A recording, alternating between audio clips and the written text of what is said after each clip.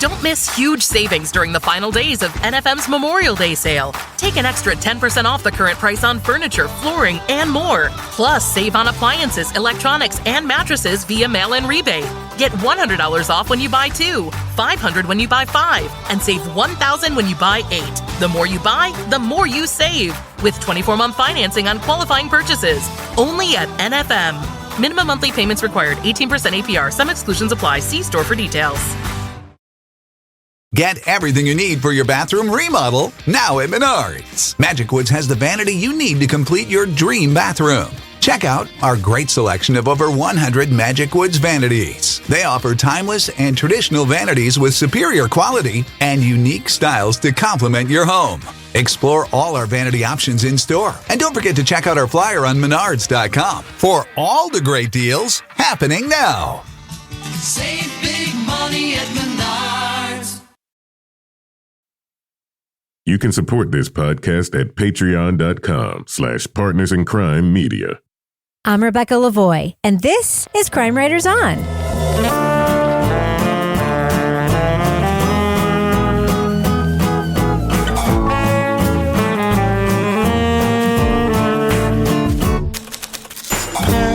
Crime Writers On is the original true crime review podcast that digs into true crime, pop culture, other podcasts. And on this episode, an author returns home to find inspiration around the murder of a local teen. We'll review the Hulu drama series Under the Bridge. Joining me to get that done and more is true crime author, TV journalist, and host of the These Are Their Stories podcast, my husband and love of my life, Kevin Flynn. Hi, Kevin. Hello, Rebecca.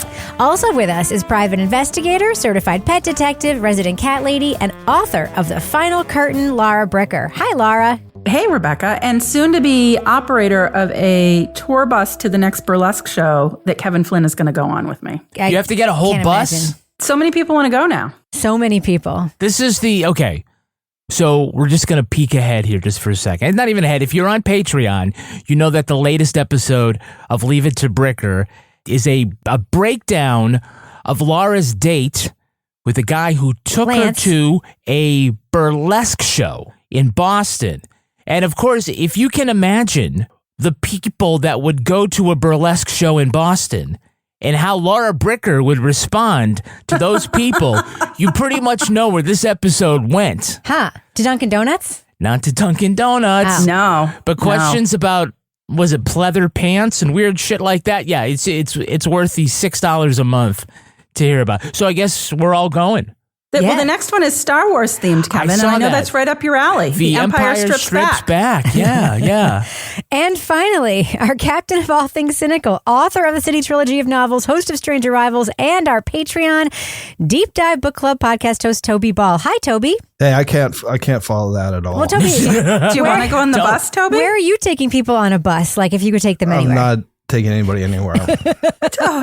He's not even taking them I can take them on a boat. Yeah. I can take them on a boat over to the islands. Oh, yeah. Yeah. You're not going to take them up to like the Notch to see where the it's Betty and Barney were allegedly kidnapped by aliens? Oh, that'd be fun. I think that would be fun too. You could do that. Yeah, it'd be a good tour. That would be a good tour. Is it in Robbie and Franconia? Shaggy takes people to Pakistan. Toby takes I people take to the them Littleton Franconia exit. Yeah, there you go. Yeah. Go up to Twin Mountain. Yeah, there's that one Grab a gas couple station with the Pepsis. mural on the side. Oh, yeah. Yeah, that's down in North Woodstock, Yeah, I think. that's great. You can, Yeah. you can go to Sugar Hill and go to Polly's Pancake Parlor as part of this Yeah. tour. We could swing by Bodie Miller's place. Man. I drove by it the other day. Apparently, I was out on the other side of the Kankamangas Highway, which I never knew. I always thought the Kankamangas ended in Lincoln, but apparently you can then go from Lincoln on the other side of the Kankamangas. Correct. The part that's closed during the winter. Yeah, but I went over it and I was like, apparently that's where Bodie Miller used to live, somewhere out there. Because it's not winter right now. That's why you were able to go over it. The wonder. It was kind of scary. It wasn't the Kankamangas. It was some other road that was closed during the winter, but the gate or the sign or whatever was not there. Oh. And we ended up going about 10 miles on these roads with like 2 feet of snow on them. And it was just like, all right, got to keep going because there's no way to turn around. Like if you lose momentum, it's over. Yeah. Yeah. It was a little stressful. Just so people know, the Kankamangas Highway is the wonderfully named Pacific Coast Highway of New Hampshire. It is. It's like the Pacific Coast Highway, but it goes through the White Mountains. And there's no coast. There's no coast. But it's pretty. It's pretty, yeah. I mean, the mountains are... And inconvenient. Yeah. If you want to get gridlock in the middle of nowhere during Columbus Day weekend, that's your spot. Yes. Yeah, it's good for looking at foliage, but otherwise it's... I will say, though, after having seen the mountains vistas out west, our mountains ain't got nothing. Yeah. They're so lame. No offense, White Mountain lovers. They are beautiful. We got the old mountains. They got the new mountains. Especially way up north. The way north White Mountains are quite beautiful. They are. Anyway, so Kevin, this is obviously Monday's program. Yeah, that's obvious. To us. What's happening on Thursday's show? On Thursday, we're going to be talking about the podcast from Canada Land, Pretendians. And what are we talking about on this show? We're talking about Under the Bridge. Before we get into it, can I just say one thing about this? Mm-hmm. Remember, I was joking about how this was about the three Billy Goats, Gruff, and Trolls? Oh, come on. What was the opening of this show? Comes up. It was like what? Like an epigraph or like a little expression that she talks about, right? Yeah. And I was like, told you. Anyway, given that that's not what it's about, I think we should get into it and drop that first clip right now. What do you think? Let's do it. All right. Leading off. This story would haunt the island for years to come. It forever changed a fact that once seemed so immutable, so fundamental. Young girls in Victoria were the ones we were supposed to protect, not be protected from. Writer Rebecca Godfrey returns to her parents' home in Vancouver to develop a book about local teens in a foster home. One of the troubled girls she focuses on is soon connected to the disappearance of her frenemy, Reena Virk, last seen fleeing a group of teens who chased her from a party. I thought they were just making shit up. Okay, but this chick, Josephine, called me. And she said, CMC is going to make sure that I don't hear from Reena again. What does that mean, Connor? People are saying Reena might be floating around somewhere. When Reena's body is discovered, Rebecca inserts herself in the teen's world to find the real story for her book. Meanwhile, Rebecca's childhood friend, Officer Cam Bentland, seeks her own answers as to what happened that night under the bridge. You didn't want justice, you wanted material. That is a fucked up thing to say. Is it? This might be a story to you. It's fucking terrifying to me. Hulu's Under the Bridge stars Riley Keough and Golden Globe winner Lily Gladstone in this adaptation of Godfrey's nonfiction book. The series combines the real-life story of Reena Virk and the teens responsible for her death with a dramatized story of women confronting their pasts. Spoiler alert, we are going to be talking about significant plot points from Under the Bridge. So if you want to remain spoiler-free, go to the estimated time code in our show notes for our thumbs up or thumbs down reviews. Now, Laura Bricker, we were recently talking about a series that takes place in a locale, right, that I did not think was used well for this series. Mm-hmm. I do think that Victoria, British Columbia is used very well to set up the atmosphere in this series. It is bleak. It is beautiful, depending on the point of view of the characters. What do you think of the setting for this series and just sort of the vibe of the series generally? Yeah, I think the setting works really well here. Like you said, it's definitely, we've got the lake component where the character are the author who's come back to town, the big city journalist returning to her small town to write this book goes at her parents' house out on the lake where, we find out that a lot has unfolded in her past. You've got the setting out at the girls' home. And you've also got, to me, I feel like the police force and the law enforcement component in this also feels very much in line with the setting where this is happening. But also, going in, it's like you see like kind of the overhead view of the bridge and under the bridge. And in terms of sort of the atmosphere and the feel of this, right off the bat, and I know you all probably knew I was going to say this, it just reminded me of like a Gillian Flynn story. It had that same sort of domestic suspense feel and atmosphere. And I was like, oh, fuck, is this going to be another Sharp Objects where like Amy What's-Her-Puss gets like so fucked up and she's drunk all the time and she's so fucking damaged. I'm like, here we go again. It's the same old trope. But I was kind of pleasantly surprised because I felt like this character comes back to face her own demons, much like we have in Sharp Objects. However, there seems to be more of an empathy toward the perpetrators in this case and an awareness that she has of them and their situations that I think humanizes this more than something that's just going to be like one of those Harlan Coben, like straight off the bat into this sort of thriller kind of feel that we've seen in other things. But, I think that her approach and her sort of backstory combined with the location that we have really kind of sets it up in a way that I was drawn in.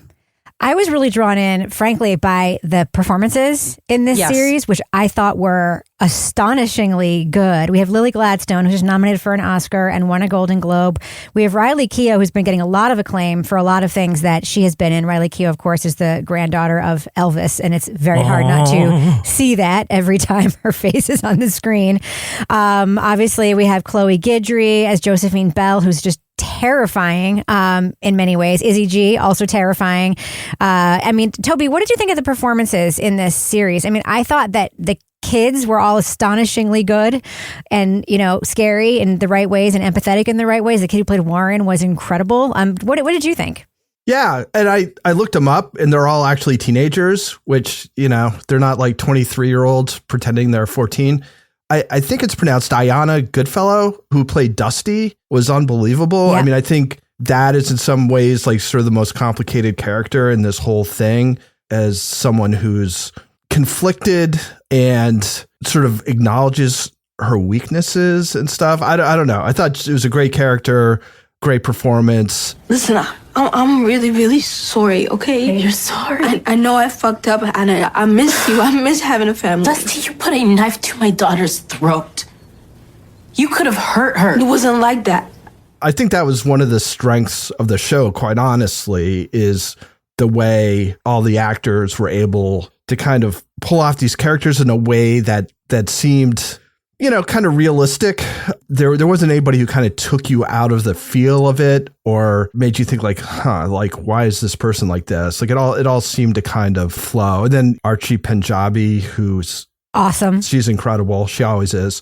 So yeah, no, I think that was one of the strengths. She was also my most favorite defense investigator ever, Kalinda on The Good Wife. Yes. Famously has a real life beef with Juliana Margulies, which is very funny. Really? Yes. They filmed the final episode of the series. They refused to be together. Archie Panjabi refused to be with Juliana Margulies. And there's a famous scene of them together in a bar that they did not actually film together. It's actually quite funny. Amazing. Story. Yes. I'm on her side. Everybody apparently is on her side on that one. So Kevin, what did you think about the performances? I just want to pause for a second on Warren, the kid who played Warren. He is, I think, really revelatory in this part. His name is is it Javon Wana Walton is his name? Yeah, you got it right. He is he has to at points be like the earnest, sweet boyfriend, believable. He has to at points be sort of like in with this crowd that is like indoctrinating him into a gang. He's hanging out with kids who are, dropping acid, doing drugs. And then he has this sort of like really revelatory, like sensitive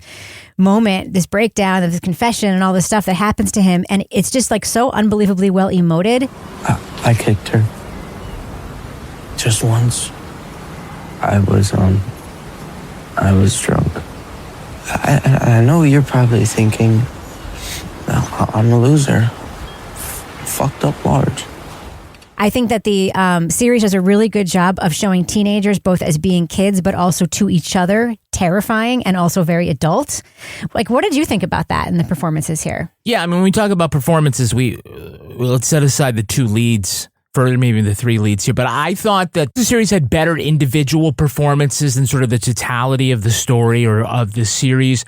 But the casting was great. Like everybody said, they picked great actors and actresses, young performers who really could bring it. So I was definitely impressed with the performances of those four girls, right? And I thought this was one point where I think the writing and the acting worked together, and it helped them sort of capture that dark malevolence of adolescent girls that, some people are very familiar with, or that we've seen done in other places, which made them, made Joe and Kelly both very terrifying. I had some thoughts about Lily Gladstone's character, if we can go there. Go ahead. Yeah, so for her performance, and she's an accomplished actress, I thought it took a little time for it to rise. Because at first the character's sort of sullen and withdrawn and kind of quiet, so there's not a lot to... you could probably do a lot of eye acting, but you really can't do a lot with her, and I think that's probably the fault of the script. But, the character comes more alive as the investigation progresses. You told me my birth family didn't want me. Said I was abused, covered in bruises. That's what they told me. Cam. Child has several bruises clustered at the base of her spine. It's my fucking birthmarks. Now, later deducing that Cam was one of the invented characters because, in the last episode, they kind of give a, where are they now? Or what happened to them thing on the card. There was no Cam, and it's because she was a creation of the producers. It was the adoption backstory for Cam felt a little contrived to me. It was almost like they wanted to check this box oh, the civil rights and history of Indigenous people is now a quote-unquote hot topic in Canadian culture. So let's find a way to make that character that. It just kind of felt like it's great to have Lily Gladstone, but I'm kind of that seemed like an odd choice to put there in this kind of story. So, again, I think that Lily Gladstone does better than the stuff that she's given. I thought there was a lot of interesting cultural stuff, though, in the real-life story that comes out in the series. I mean, it's very interesting that Reena's parents were Jehovah's Witnesses, immigrants and Jehovah's Witnesses. I thought, that's an interesting part of the story in itself, Toby, that I don't think is, done in a ham-fisted way where this is one of the reasons why Reena is breaking away from her family because she can't relate to the religious constraints that they are putting on her. It's just they just, she wants a door. Yeah, they just sort of show us, but they also show us that the parents are very earnest in their being Jehovah's Witnesses, and this is the way that they came to assimilate in this community as immigrants, or I guess her mother's parents did, and then her dad converted. I thought that stuff was actually very interesting. And you mentioned with Dusty, really interesting part of Dusty's world is that she is the black friend among all these white kids who are basically co-opting black culture as part of their quote unquote toughness. And I thought that stuff was actually handled really well. What did you think, Toby? Yeah, I kind of get why they did it. I thought a part that really slowed things down was when they kind of gave the backstory to the whole family. I understand why they did it, but I think that episode starts with Reena talking from beyond the grave, and it was startling and not necessarily in a good way. And yeah, it was interesting. I kind of felt like it killed the momentum. Maybe if you were watching it week to week, it would have felt differently. But in sort of our manic binge that we end up doing for these weekly shows, it was sort of kind of took me out of things. And we can talk about the other bad decision I thought they did. That being said, that story is, like you were saying, is really interesting. It's how do you find a way into the culture? You're coming from India to, I guess, Canada. And how do you find a way into sort of the dominant culture there? And it was through religion, and apparently they ran into Jehovah's Witnesses first. So I thought that was good. And again, I thought, it wasn't played like these people are religious fanatics. It was more played like sort of a cultural difference. I think the main way it plays out is when the girls show up and they're for dinner, and the father is trying to relate to them. And it's just so cringy. It's just painful. Cringy. Everyone that should have protected you has failed you. Dad, stop. It breaks my heart. You don't have a home, a family. Your children should be loved, not abandoned and left to care for themselves. I'd love to try and help you. You're fucking retard. You don't even know me. I don't know a whole lot about Jehovah's Witnesses, but the way he was talking and trying to be open in a way that was completely cringy and just sort of tone deaf, I thought that was a strong scene. As you can hear, I have kind of mixed feelings about it. Yep. It would be one of those things where if it was a book, you could have a little sidebar or something where you could talk about it. It was a book. Right. But it's hard to do it. It's hard to do it in a TV show to be oh, if you want to watch this little bit, you can check this out. Otherwise, you can just keep going, which is what I would have done. I agree with your point that you made just a bit earlier about the opening to see it's episode 4 when they find her on the gurney and you hear her narration from beyond the grave. One of the things she immediately says is, Kelly killed me. And I'll say that, having just watched the cliffhanger from before with the muddy boots, I'm going to say, it isn't clear, but it's kind of oh my God, what is happening here? And for her to just kind of drop it, because certainly we don't hear from, we'll just call her Ghost Reena. We don't hear from her again in that kind of narration. I thought it was weird to just, sort of come out and spoil it. Like, I'm going to spoil like all the great things that you're going to get on Patreon. Oh, like yes. I mean, when I say spoiling me, I'm going to tell you what's going to happen. So we're in the business section. I think I already spoiled Leave It to Bricker. You did. For, the burlesque show. You did. Like, I don't want to oversell it. Yeah. But if you do join us on Patreon at patreon.com/Partners in Crime Media. Which you should do. You'll get other great exclusive content like the Crime Writers on After Show. Yes. If you like what we're talking about here, one of the elements from Under the Bridge that we're going to go into a little deeper in the After Show is Rebecca's ethics. Their discussions and her interactions with the real life people here, including the alleged perpetrators. Is that the way to handle things in real life? Hey, it's drama, so you want to make it like as fucked up as possible. Yeah. But in real world, like how much of that would go over in the real world? I know that Laura and Rebecca and I have some personal experience in there, and so we might talk about that. Yes, I've dropped acid with many sources. Oh, yeah. Of course. Speaking of dropping acid, you should do that and then join Toby Ball tonight as he records the latest episode of The Deep Dive. The book is called The Good Girls. It's real fun after you drop acid. Yeah. It's called The Good Girls, An Ordinary Killing by Sonia Falario.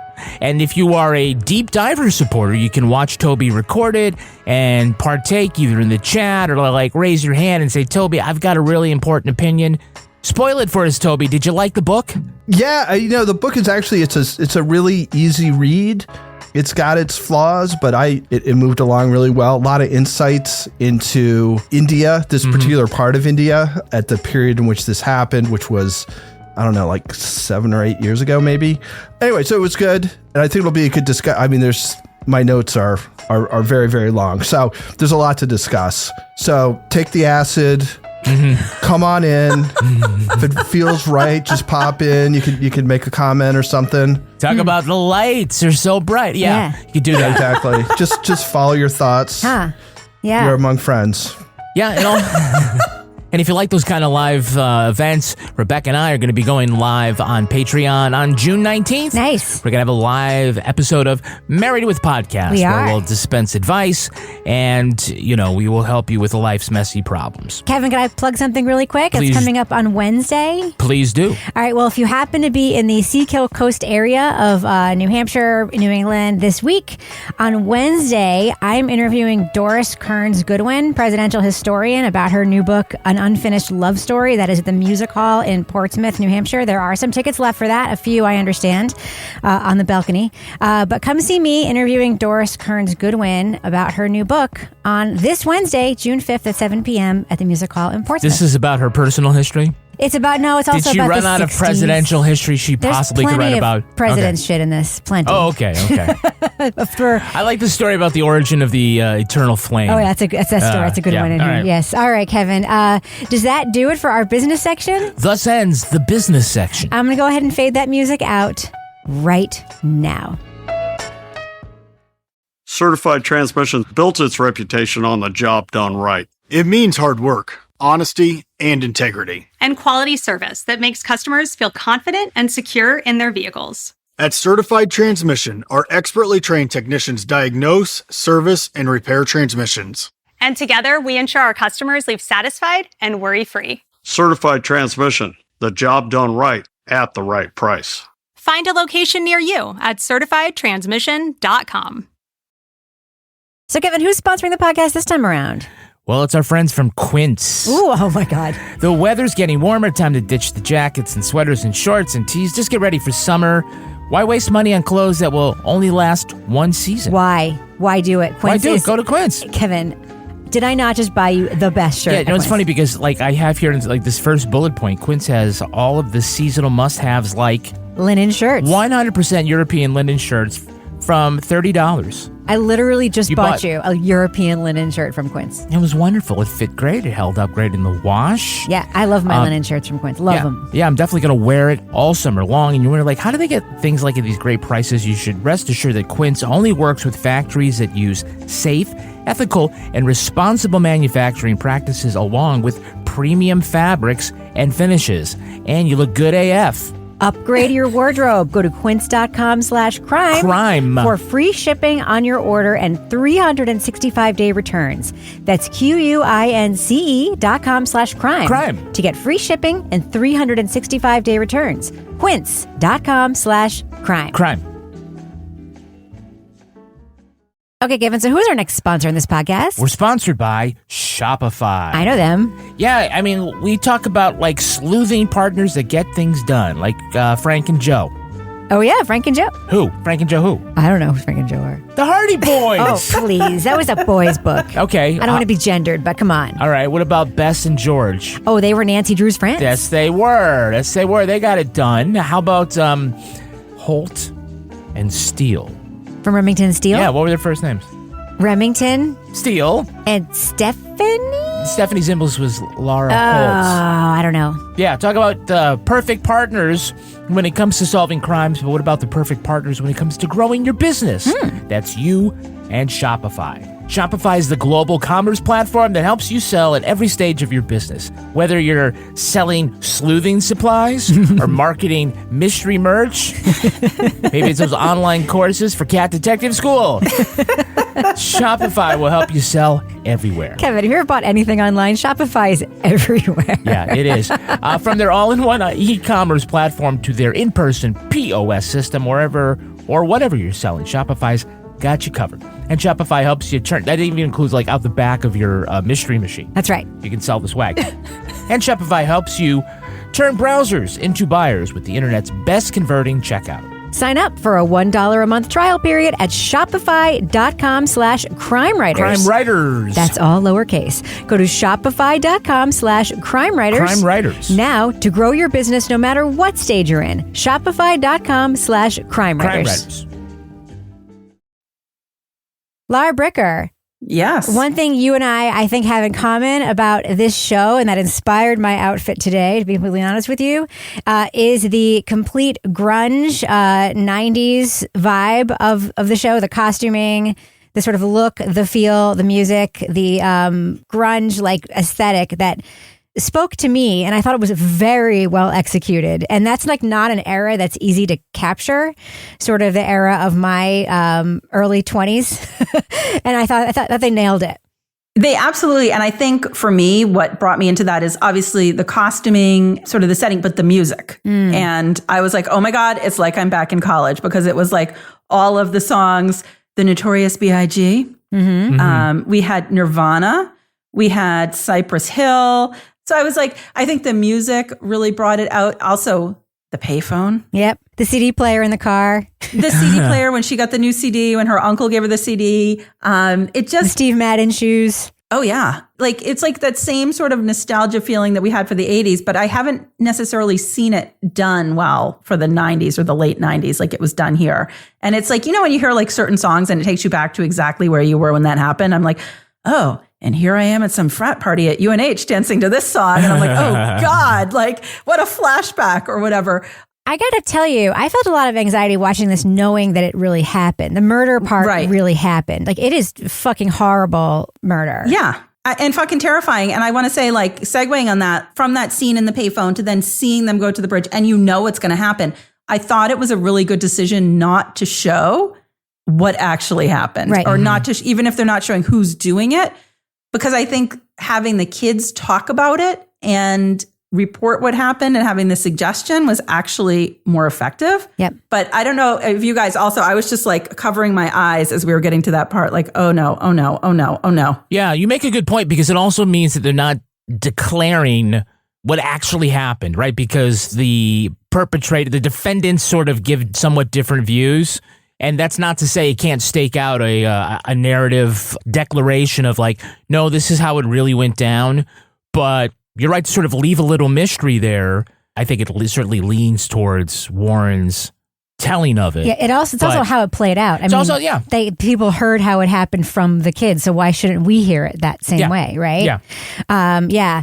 So, Toby, I do want to talk about something that we see in the series. I mean, this series is based on Rebecca Godfrey's book, and Rebecca Godfrey, as we see in the final card, was really involved in the development of this series. And I did read some more about that. She died of lung cancer in 2022, but she was intimately involved in the development of this series, which I don't think portrays her in a particularly flattering way. What do you think about that? Yeah, well, I feel better that she was involved in crafting that depiction of her, because when I found out that she'd passed away, I was like, my God, because she does not come off as being super sympathetic. She just makes horrible judgments constantly, it seems like. And I think it's related to, you're supposed to sort of relate it to trauma that was going on. But, and it was interesting that Laura had mentioned Sharp Objects before, because to me, what reminded me most is the way she's trying to sort of ingratiate herself and be accepted by these teenagers, despite the fact that she's like a full-grown adult person.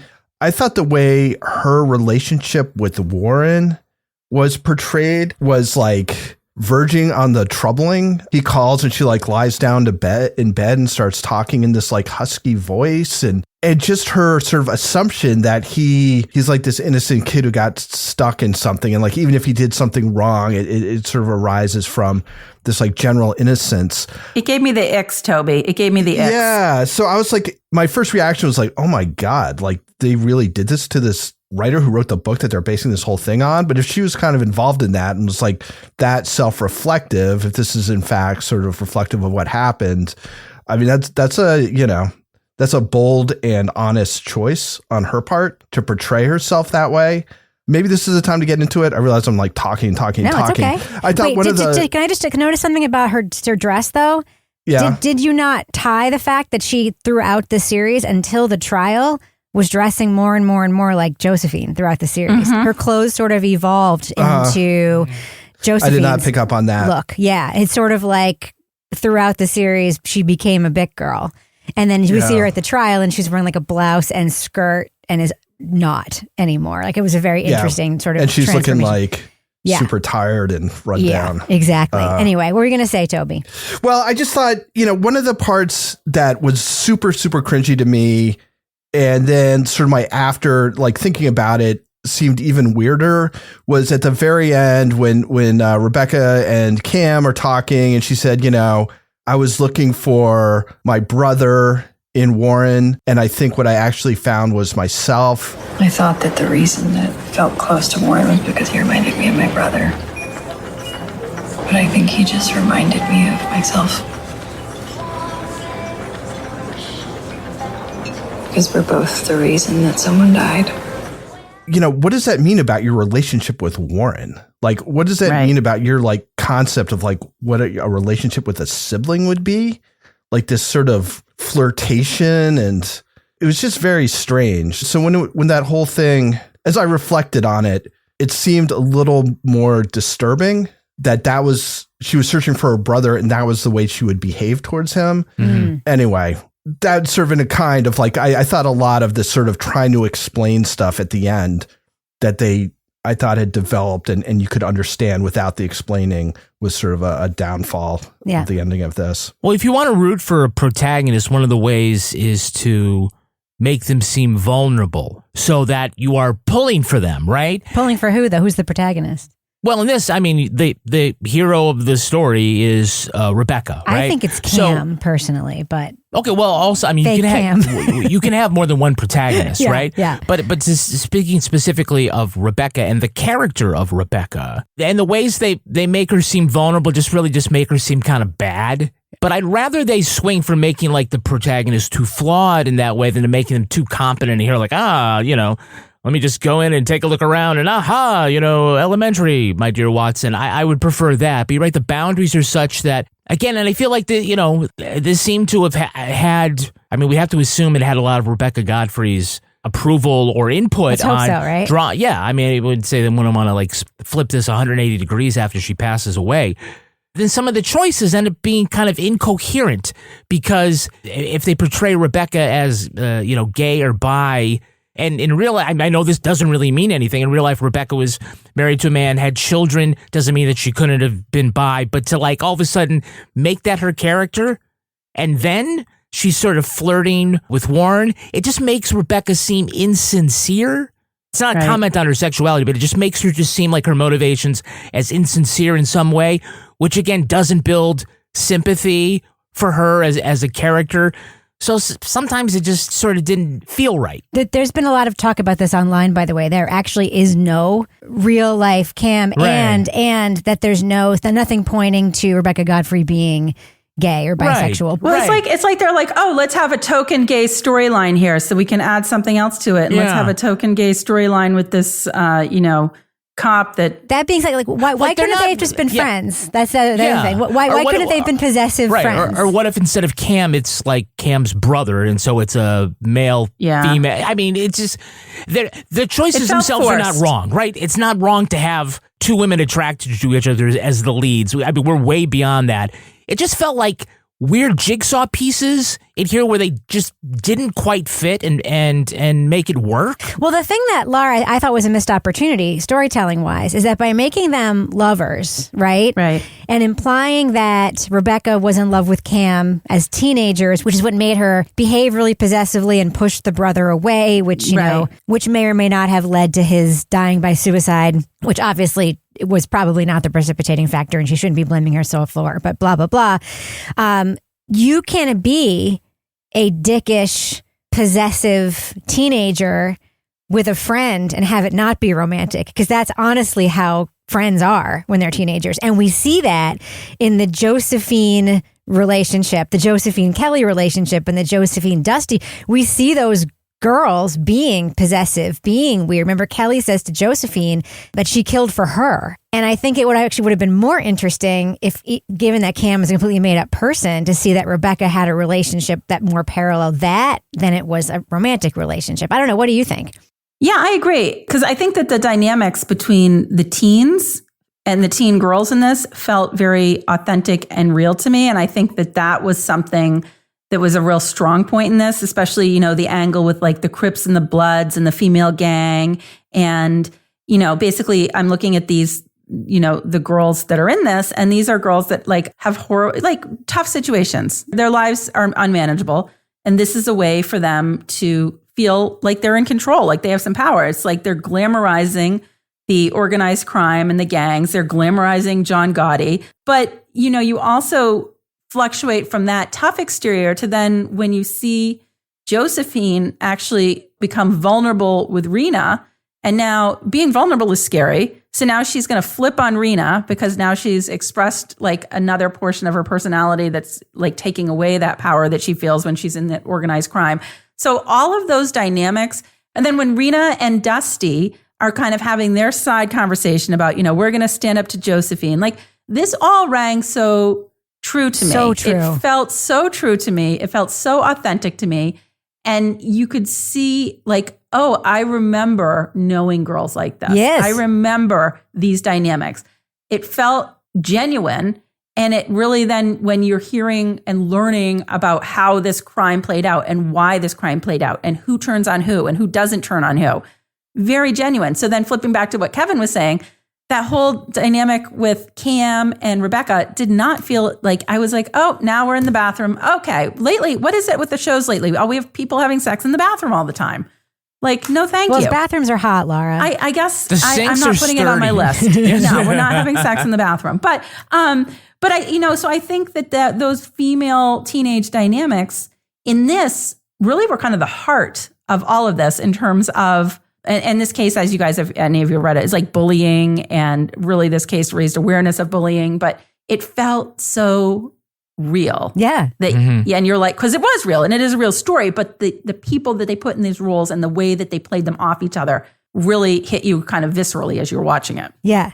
Now, granted, we know this is a real story. We know that some of the elements of the trial were taken from like real stuff. We know that, you know, the Kelly dynamic and, you know, that Kelly is real, and that, you know, she came from a well-to-do family, and that she was hanging out with these kids who lived in this, you know, home for girls. And that she speaks in a fake British accent. Yeah, it got weird. Very strange. I mean, there was this one scene, Toby, that like, I think one of the most disturbing scenes in the entire thing is when Kelly is on the phone with Joe, and she's talking about killing Reena, and her mother's in the background, like folding laundry. Wait, Joe. Where? We should go into a forest, dig a big deep hole in the dirt, push her in, and bury her alive. Yeah. Let's fucking kill her. It's hard to believe that that's really what she was. I mean, she's such a sociopath, and I do think that's one of the shifts in the show is when you realize that Jo is like tough, but she's not the villain. A complete sociopath. Right. And Kelly is just completely like amoral. Yeah. That was a crazy scene. I was watching it with my wife and I was like, oh shit, her mom's like folding laundry right next to her while she's saying this stuff and it isn't like intervening. Can you imagine hearing your kids saying that stuff? And not being like, we got to have a talk for a second. I know. about your friends and your plans. Well, the mom is completely checked out because she drops everybody off at that dinner. It's like, would you like to say, nope. Yes. This is my time away from my child. And I keep saying, go play with your friends at the foster home. The mother is there when Kelly is with the lawyer and she's like, I'm just a little girl. Yeah. Yeah. Yeah. But you're right. I mean, we see this in real life, sort of the advantages and the disadvantages of money in the legal system. And so Warren is completely disadvantaged because he's essentially unhoused and he doesn't have any relatives and he doesn't have any money. And so while he, purportedly takes somewhat, a small portion of the responsibility, he gets this giant sentence. And Kelly, who's, clearly is not going to benefit from a lesser sentence, gets 5 years because that was bullshit. Yeah. That's not what ends up happening to her. That's not the way it ended up, though. Yeah. No, it's not. It's not. But because she ends up appealing and losing, like essentially is what happens to her in real life. And Warren ends up like in a better maybe end too of it. much money, right? You can just take your 5 years and move on. Well, but it's it's completely consistent with the U.S., right? Absolutely. It's like you get a good lawyer, it's helpful. Yeah. Sorry, Laura, I talked over. Oh no, I was going to say, well, you get a good defense investigator. No, I'm just kidding.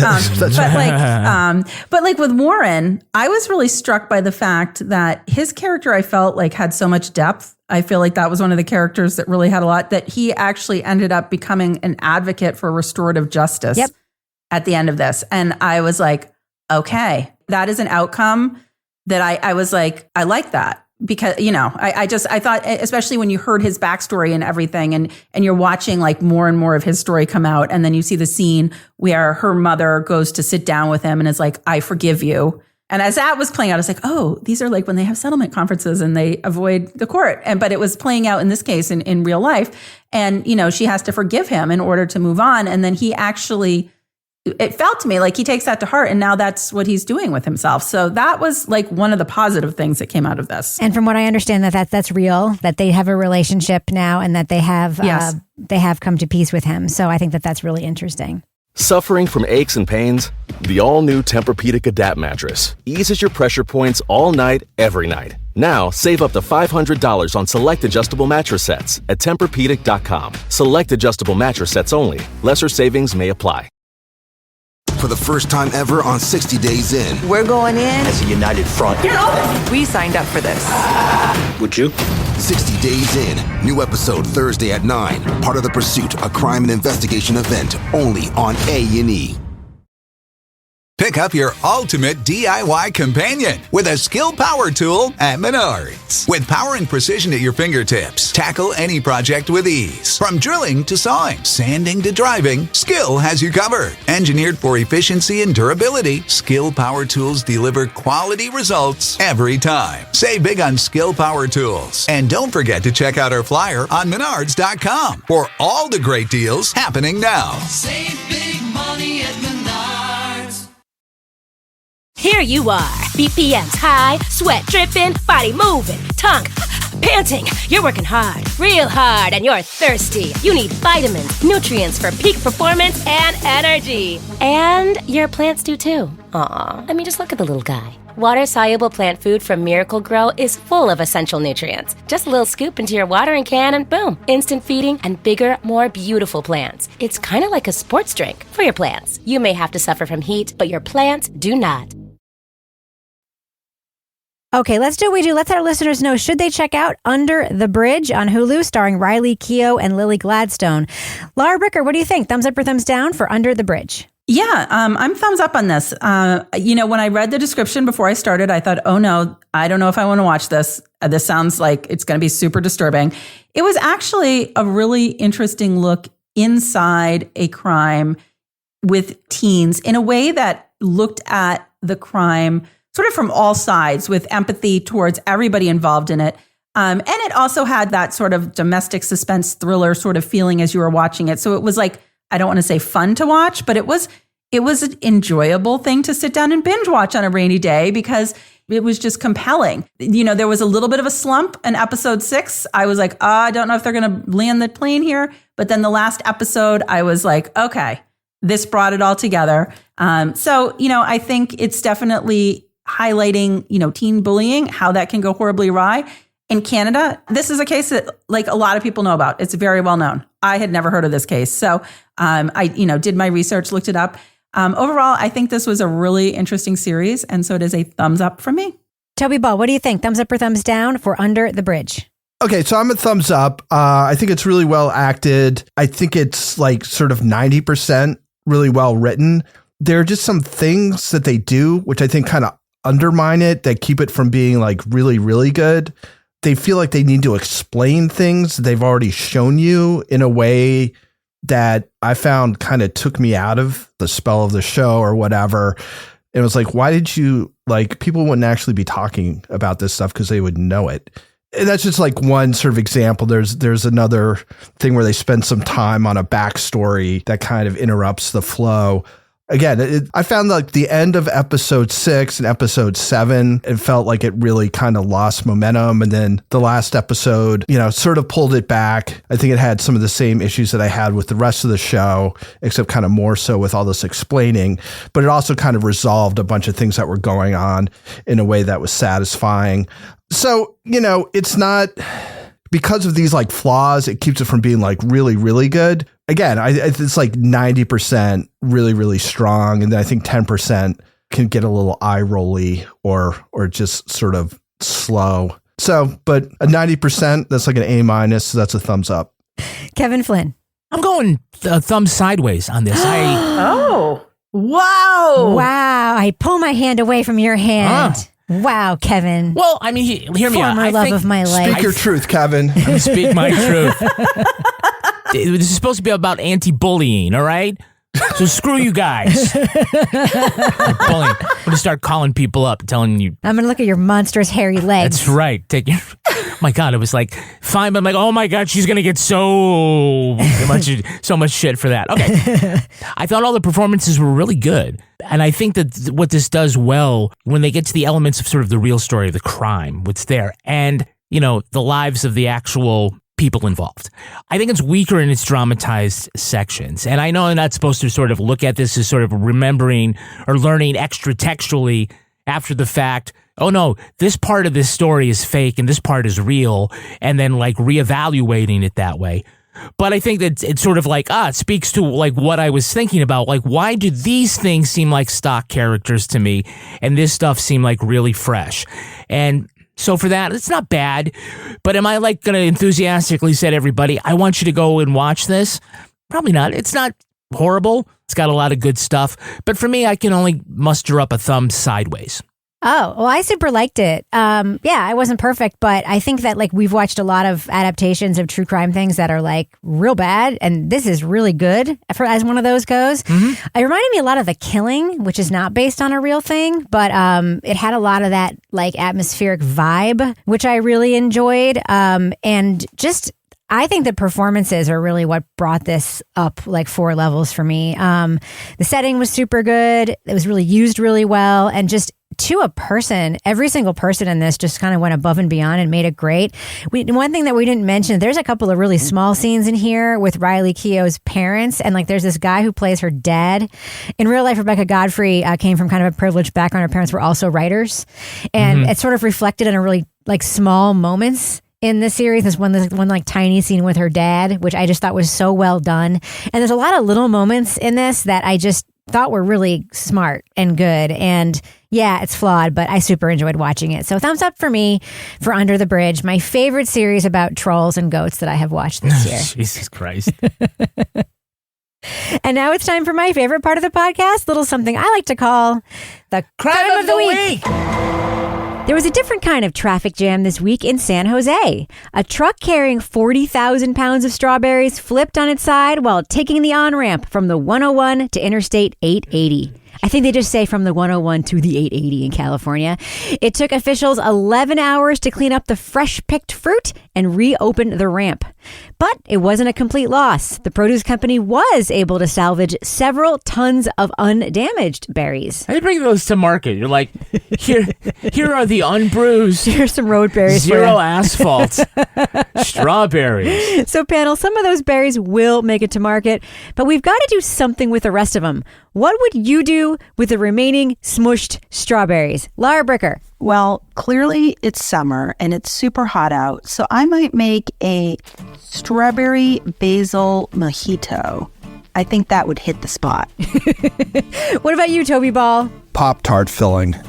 What about you, Kevin? I'm going to make, obviously, strawberry upside down cake. Oh, I think that's one thing you could possibly do. It's on the nose, right? It's on the nose. All right, Lara Bricker. If folks want to reach out to you and find you online and see pictures from your incredibly quaint town of Exeter, New Hampshire, how can they find you online? You can find me at Lara Bricker on Twitter and Instagram. Toby Ball, how can you be found on the internet? At Toby Ball NH. Kevin Flynn, what about you? I'm at Kevin P. Flynn. You can follow me everywhere, mostly Twitter and Instagram at Reb Lavoie. Follow the show everywhere at Crime Writers On. You can follow us on YouTube, Reddit, but I encourage you mostly to join our incredible community in our official Crime Writers On Facebook discussion group. The only qualification for joining is you have to name your favorite of the four of us. It's a difficult question, but we do not share your answer with others. Get episodes just each other early and ad-free at patreon.com/Partners in Crime Media.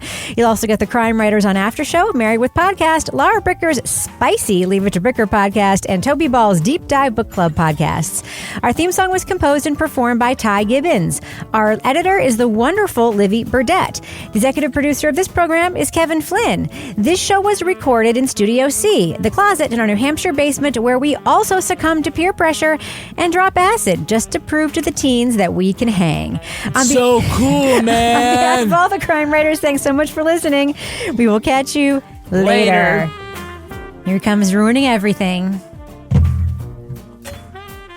Kevin, you could have cut the sexual tension with a knife before you came in here. Between the two of you guys? Oh, my God. It's like Fleetwood Mac in 77. Jeez. Reminds me more of like brother and sister. Right? It's more of the Carpenters. Yeah. There you go.